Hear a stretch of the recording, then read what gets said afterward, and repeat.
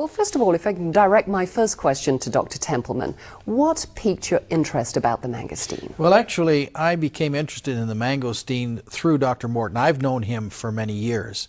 And Dr. Morton wanted, I believe, to get the impression of a practicing physician with regard to certain articles that he was researching. Now, these were articles from journals of pharmacy, journals of medicine from around the world.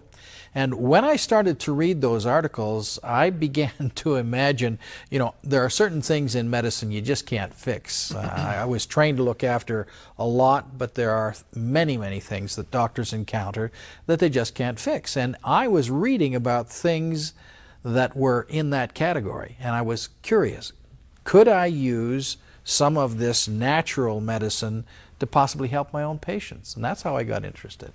Well, Dr. Morton, my next question obviously is to you. How has the mangosteen been used in traditional medicine?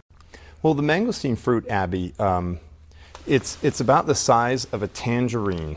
And it has this outside thick pericarp or rind that usually purple in color, and it usually tastes very bitter. It's awful. It's horrible, Yeah, as a matter of fact. Doesn't taste very tasty at all. But the way it gets to claim the queen of fruits is the pulp, is the juicy fruit on the inside. Now, traditionally, the way people in Southeast Asia use this is that during regular day, they'd open up the mangosteen fruit, throw out the pericarp, and eat the pulp.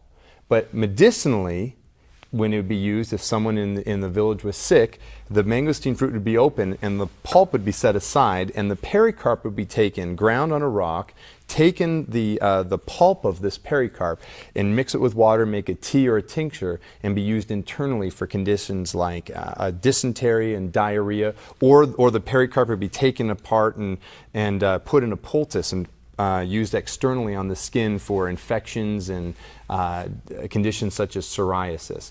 And that's been used in that way for centuries until even today. So it's really in the rind. Correct.